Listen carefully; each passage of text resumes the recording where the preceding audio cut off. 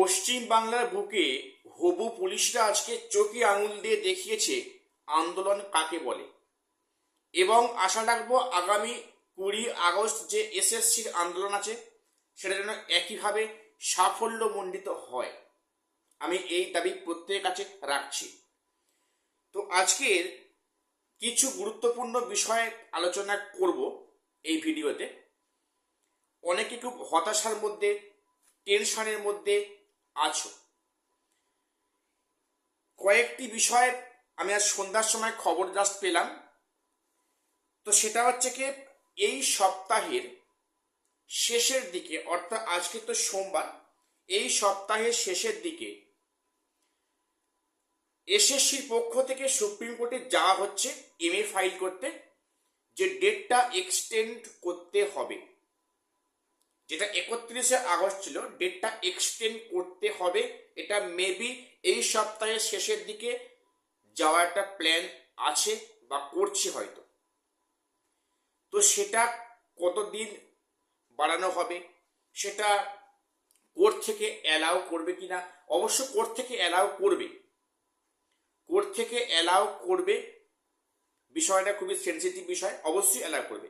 এবারে অনেকে বলছে যে 31 ডিসেম্বর অবধি এক্সটেন্ড হবে, কেউ বলছে না সেটা 28 ফেব্রুয়ারি অবধি এক্সটেন্ড হবে 2027 সালে, কেউ বলছে না পুরোপুরি 1 বছর এক্সটেন্ড হবে।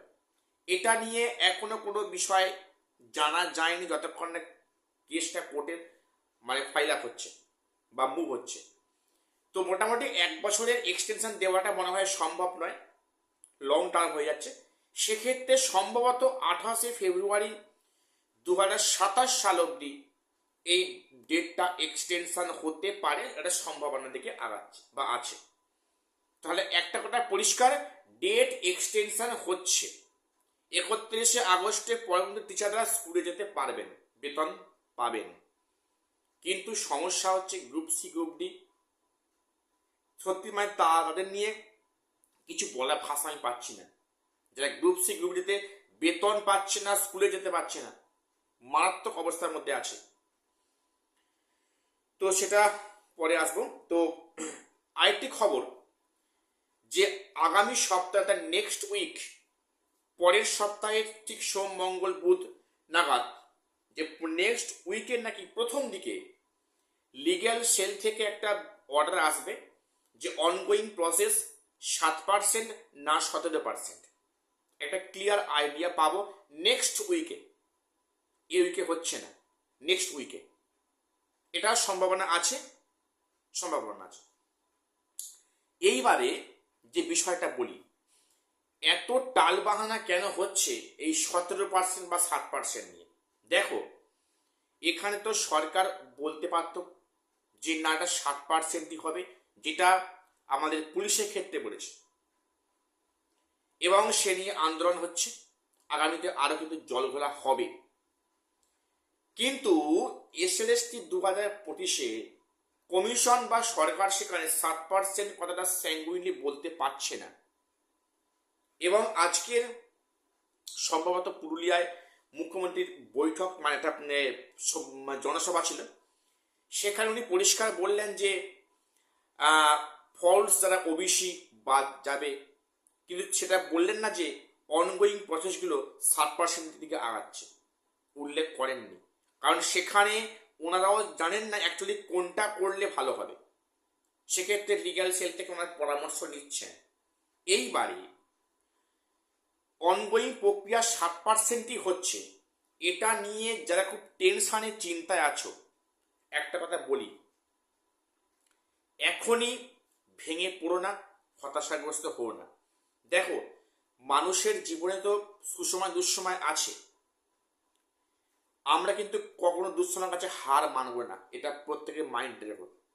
কেউ টেনশনে, দুশ্চিন্তায়, কেউ কোনো কিছু খারাপ কিছু ডিসিশন নেবে না। আমি তোমাদের কাছে আবারও বলছি, রিকোয়েস্ট করছি। আজকে আবার সকালে আমার একজনের সাথে কথা হলো, তোমরা সেই নিয়ে ভিডিও বলেছি। তো সেই দাদার যা মানসিক অবস্থা দেখলাম, খুব খারাপ অবস্থা। তো সত্যি বলা কোনো ভাষাই পাচ্ছি না। প্রত্যেকের কাছে আমার রিকোয়েস্ট যে কেউ এই কারণে কিন্তু কেউ কোনো হুটহাট ডিসিশন নেবেন না।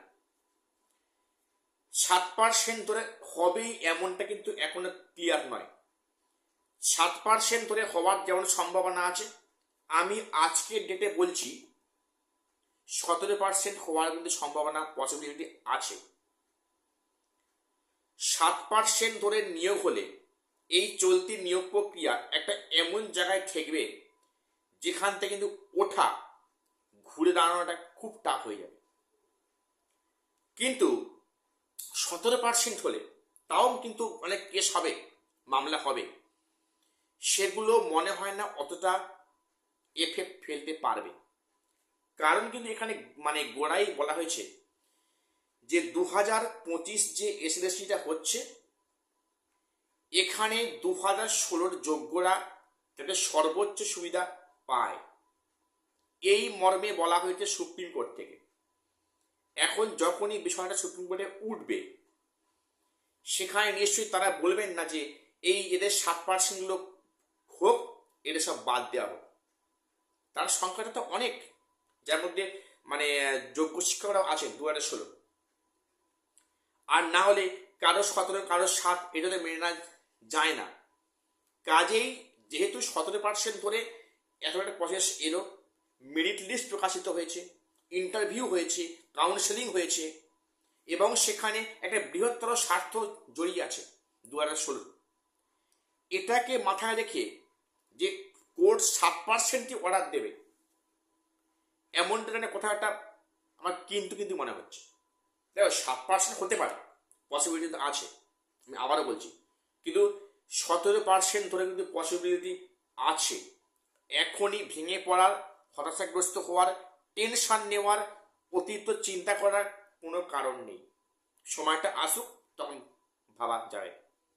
আশা করছি সামনে উইকে একটা পরিষ্কার কিছু বার্তা এলেও আসতে পারে কিন্তু।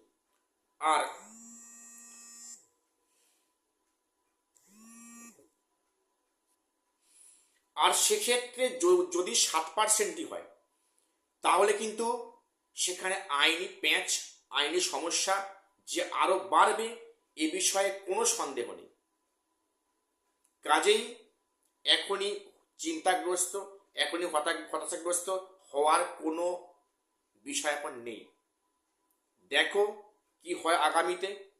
কেউ হুটহাট কোনো সিদ্ধান্ত, ডিসিশন প্লিজ নেবে না, এটা আমার প্রত্যেকটা একটা আর্নেস্ট রিকোয়েস্ট। তো আজকে এটুকুই আপডেট দেওয়ার ছিল। চ্যানেলটা সাবস্ক্রাইব করে দিও। দেখা হচ্ছে পরের ভিডিওতে।